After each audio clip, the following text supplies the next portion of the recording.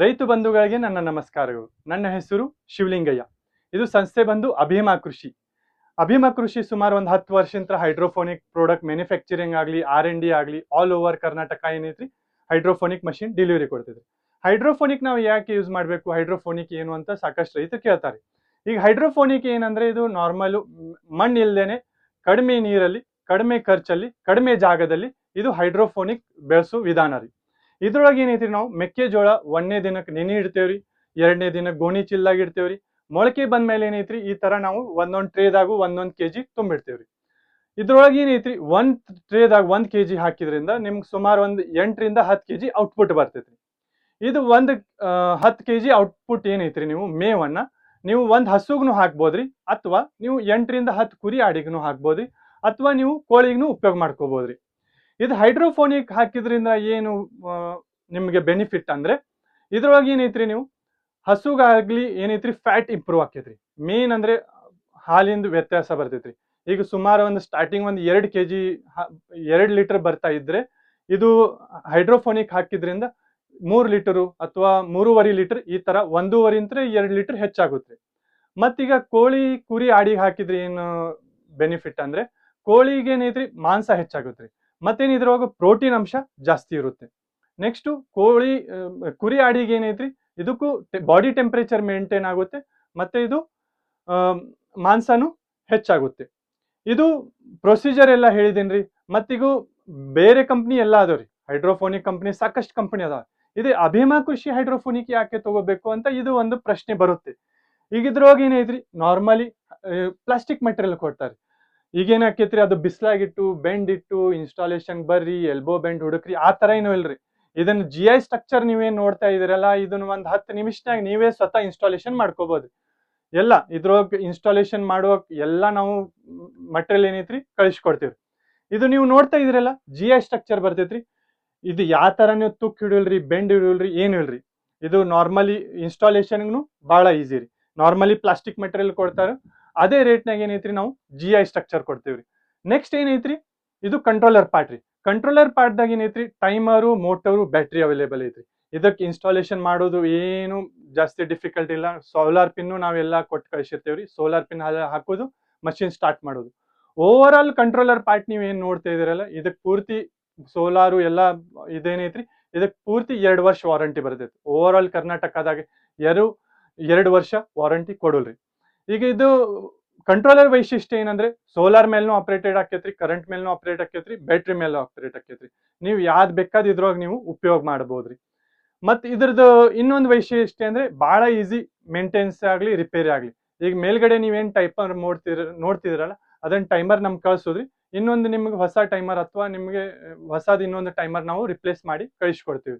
ಇದರ ಇನ್ಸ್ಟಾಲೇಷನ್ ಆಗ್ಲಿ ಸರ್ವಿಸ್ ಆಗ್ಲಿ ಬಹಳ ಈಸಿ. ಆಲ್ ಓವರ್ ಕರ್ನಾಟಕ ಏನೈತ್ರಿ ಟ್ರಾನ್ಸ್ಪೋರ್ಟ್ ಮುಖಾಂತರ ಯಾವುದು VRL ಮುಖಾಂತರ ನಿಮ್ಗೆ ಏನೈತ್ರಿ VRL ಟ್ರಾನ್ಸ್ಪೋರ್ಟಿಗೆ ಕಳಿಸ್ಕೊಡ್ತೀವ್ರಿ. ಈಗ ಟ್ರೇ ಸೈಜ್ ಬಂದು ಈಗ ನೀವೇನ್ ಟ್ರೇ ನೋಡ್ತಾ ಇದೀರಲ್ಲ ಇದು ಟ್ರೇ ಸೈಜು 1.5x1 ಬರ್ತೈತ್ರಿ.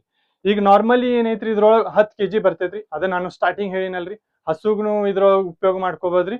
ಇದು ಒಂದ್ ಹಸು ಆಗುತ್ತೆ, ಒಂದ್ ಟ್ರೇ ಒಂದ್ ಹಸುಗ್ ಹಾಕೋದ್ರಿ. ಮತ್ ಒಂದ್ ಟ್ರೇದಾಗ 7 ರಿಂದ 8 ಕುರಿ ಆಡಿಗೆ ಮಾಡ್ಬೋದ್ರಿ, ಮತ್ ಕೋಳಿಗ್ನು ನೀವು ಮಾಡ್ಕೋಬಹುದ್ರಿ. ಈಗ ನೀವೇನ್ ನೋಡ್ತಾ ಇದೀರಲ್ಲ ಇದು 48 ಟ್ರೇ ಇದ್ರಿ. ಇದು ಡೈಲಿ 6 ಟ್ರೇ ಔಟ್ಪುಟ್ ಬರ್ತೈತಿ. ಅಂದ್ರೆ ಇದ್ರೊಳಗೆ ಒಂದ್ 50 ರಿಂದ 60 kg ನೀವು ದಿನಕ್ಕೆ ಮೇವು ಬೆಳೆಸಬಹುದ್ರಿ. ಇದ್ರೊಳಗೆ ನೀವು 6 ಹಸುನು ಮ್ಯಾನೇಜ್ ಮಾಡ್ಬೋದ್ರಿ. ಇಲ್ಲ ಅಂದ್ರೆ ನಿಮ್ ಒಂದು 40 ರಿಂದ 50 ಅಥವಾ 60 ಕುರಿನೂ ನೀವು ಇದ್ರೊಳಗೆ ಮೇಂಟೈನ್ ಮಾಡ್ಬೋದ್ರಿ.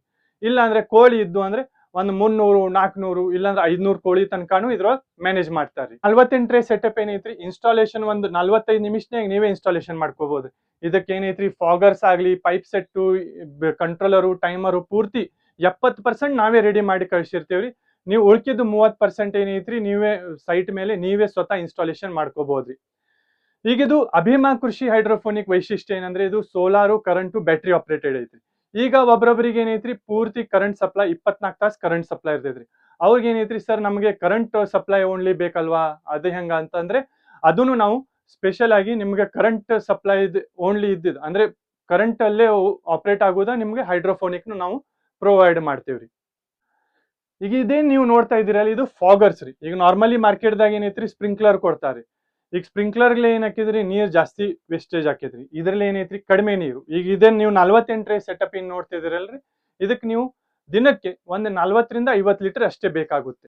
ಈಗ ನೀವು ಇದೇನ್ ಕಂಟ್ರೋಲರ್ ಪಾರ್ಟಿ ಇದೇನ್ ನೀವು ನೋಡ್ತಾ ಇರಲ್ರಿ, ಟೈಮರು ಮತ್ತೆ ಮೋಟರು ಬ್ಯಾಟ್ರಿ ರೀ, ಇದ್ರೊಳಗೆ ಏನೈತ್ರಿ ನಾರ್ಮಲಿ ಮಾರ್ಕೆಟ್ದಾಗ ಏನೈತ್ರಿ ಚೈನಾ ಟೈಮರ್ ಕೊಡ್ತಾರ, ಅದಕ್ಕೆ ಜಾಸ್ತಿ ವಾರಂಟಿನೂ ಅವರು ಕೊಡಕ್ ಆಗುಲ್ಲ.